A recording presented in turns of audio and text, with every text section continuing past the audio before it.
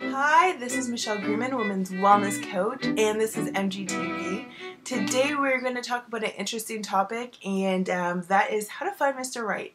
So my experience with my husband was pretty amazing, exactly as I planned it, and I wish that for a lot of the women out there, from time to time, more often than you think, when I'm asking women about what is that underlying motivating factor to getting healthy or losing weight, it is finding Mr. Right.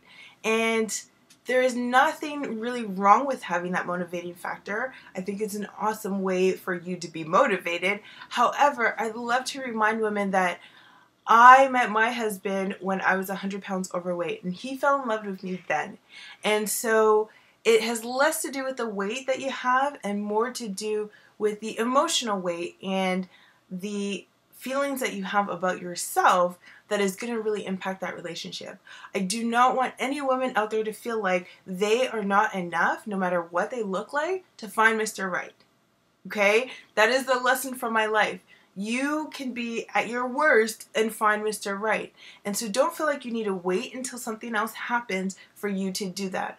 But I am going to give you 4 tips today on where to get started to find Mr. Right and 1 exercise for you guys to do.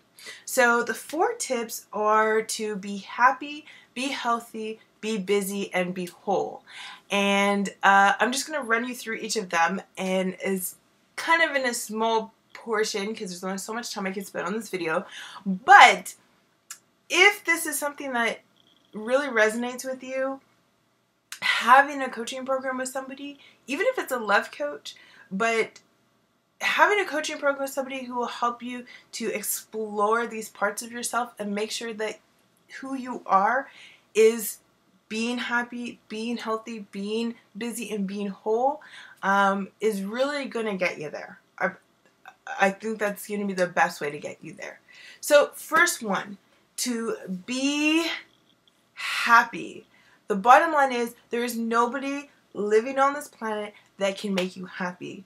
If you do not have the capacity for happiness when you are by yourself, bringing somebody into a relationship with you is just going to make the two of you miserable. Now, that does not mean that you have to be bouncing off the walls. You know those people, they're like always super, super happy. You don't have to be like that. My experience was I was at my heaviest. I was really, really emotional, and I went through PMS every single month, and I could cry to a 30-second commercial. I've suffered depression, really strong depression before in the past, and that doesn't mean that you can't find somebody, but you do have to have the capacity of being happy by knowing what makes you happy and what makes you love life and love your future. And so if there's part of you that you know does not have that capacity to be happy, and you know what I'm talking about, you know, when things kind of go your way, you still feel this what if feeling, or you're just not sure who you are or what you want to be doing or where you want to be. You have that piece of you that seems to be missing.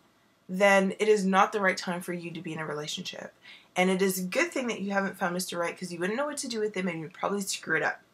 So I'll give you an example. When I met my husband, one of the most important things for me to do was to figure out or get to the next level of with my dad, the relationship with my dad, and to at least for myself be able to have closure, or be able to forgive and put the things to bed. We had a sometimes very stormy relationship, but probably mostly disconnected in our relationship. And I did not want to bring that into a new relationship with this man that I met, and learning to finally get to that place where even when I feel like I'm not enough, that I can feel happy, you know, because I don't need to be everything for everybody. And so if somebody's not happy with me, that I'm still happy with myself, was the growth that needed to be there. And so, like I said, it's not that everything was perfect with us in our relationship, my dad and I, but it was that I had come to this point where I was happy with what I was willing to give. I was happy with what he was able to give to me, and that I didn't harbor feelings of discontent about our relationship not being as perfect as I'd like it to be. And that is really important. If you don't have that feeling, you are going to bring that same feeling of discontentment into every relationship because your brain is focused there. So first, you need to be happy, and that happens by yourself. Number 2, to be healthy. Now, being healthy is not about physical health, because I told you already I was not physical healthy, but I was on my way to becoming more physically healthy and focusing and having it there. Really, when it came to being healthy, it was an emotional health. I'd reach a point where I knew what I wanted for my life, and I knew that I was going to get it and I was capable of getting it, and that I wasn't going to let any situation really stand in my way, and that I had a healthy fear that some of the things were good for me and some things were bad for me, and I had a healthy confidence that if I really knew it was right for me, that I could move forward. So when it came to my emotional health, it had to do with how I saw myself. So when I met my husband, he says I was rude, but I think I was quite polite. But part of my politeness with men was that I did not need to be friendly with strange men. They were strange men. There is no reason for me to give them more time and attention than I would give a doorman or a taxi driver or a doctor. You know, I really needed to give them respect and politeness, but if somebody wanted my attention or my time, it was something that was earned. And there is a healthy fear around that I didn't want to put myself into dangerous situations, that I had enough on my plate as far as what I want to accomplish that I didn't need to feel like I needed to give more of myself, that it was his responsibility and his job to pursue me if he was interested in me, and that there were enough things in my plan for me to be able to do, which brings us to be busy. But I was working on myself. I was happy being alone, and I was working on my own spiritual, emotional, and physical health, that I didn't need a baby or a dependent or a second half to fill my life. Okay, so that's all about being healthy. If you have not decided that you being healthy is important, emotionally and physically healthy, then finding another person is not going to be great for you, because you are going to attract somebody who's in the state that you're in. And so if you are sitting on the couch, you know, feeling bad about yourself every day, watching TV and just saying, I wish I had somebody in my life, you're going to find somebody who's like that. And hopefully when you grow out of that victim kind of state, you might be with a man that doesn't. And you're not going to love it. You're going to find that really difficult to deal with. So the next one is to be busy. And the reason that you want to be busy is that you want enough things to do that you do not let your brain go too far with every situation when it comes to guys. So men are wonderful, great creatures, but they think a little bit differently than we do. And we can definitely get into trouble because we are here too much or here too much, and we don't really think with our real heads, we think with our imaginary heads. We do a lot of daydreaming sometimes, and we really can let things get away from ourselves. So what really needs to happen as far as being busy is the other two steps really filter into that. If you're happy, you're going to be doing something that you love, or at least on your way to that point. And if you're healthy, you're going to be busy working on yourself. And so being busy is really about living the life that you dreamed. I think the best way to do this is to make a plan of what you want to accomplish. And if you don't know what you want to accomplish, get some support. The program that I run with my clients, I actually learned from Queen's University, and it's a program that I went through myself, which is amazing to really figure out what it is that you're placed on this planet to do. But if you're busy doing that, when a guy shows up, he's going to be amazed. And that's what you wanted. That was one thing that was on my list, was I wanted my husband to cherish me. I wanted when he looked at me that he adored me. And that was something that was possible because when my husband met me, I was busy going to school. I was doing a lot of work at church.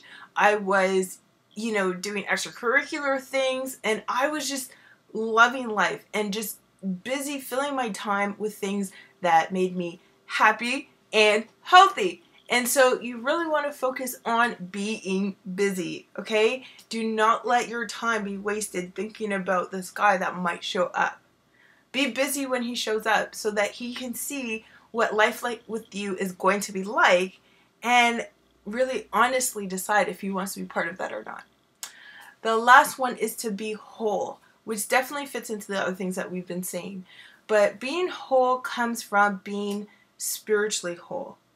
If you have some unresolved issues with feelings of worth or feelings of love and care for yourself, and you are not whole, again, you're going to attract people who are like that. People who are like that, even though they seem like really sweet people that you want to take care of, when it comes to men, are often very abusive. And sometimes not very abusive, sometimes they're just subtly abusive. But life, again, if you start to grow, is not going to be fun for you if you're with this man that was great when you guys were at that point, but not wonderful after you grew out of that. So you want to be whole. You don't want to be getting into relationships when you feel like you need to. You really want to wait till you feel like you could be happy by yourself completely before you get into a relationship.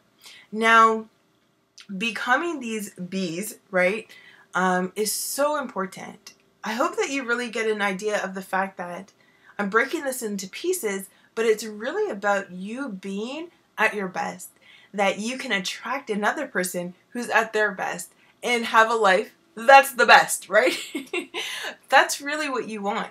And you want to find that person who fits perfectly for you, but you want to find that person when you are being your best, right? Why find a person who fits perfectly for you when you're completely depressed and then be completely depressed for the rest of your life? Or when you're not realizing your potential? I promise you that if it is meant to be for you to be with somebody, it doesn't matter how long it takes. You are not going to care of all the other situations that you've been through. You are going to be so happy to find that number one person. And so you have to focus on becoming that best person. So the exercise that I want to give you guys is to write a list of all the things you're looking for in your significant other. And to really practice being those things on that list so you can attract that person. So that you can show that you are ready for that person. And that is my tip on finding Mr. Right. I hope that was helpful for you guys and gave you a little bit of a look into my life a little bit. But I love the book. There's a book that I read that I sometimes get for my clients on finding Mr. Right, The Rules. And the rules are important because they protect your heart. I've written some of my own rules, which I like to teach clients. And it's really about figuring out what you want and then the steps to get there. So I encourage you, even if you are 400 pounds overweight, that it is time for you to become the person that you're meant to be if you are looking for Mr. Right. He is being the same thing that you are being. He's becoming the person that he needs to be, and he's looking for you. And so just focus on yourself, focus on what's important, and do not get pulled away into la la land of dreaming about him or trying to find him or chase him down. So this is Michelle Greenman. I want to thank you for joining us, and I will see you next week.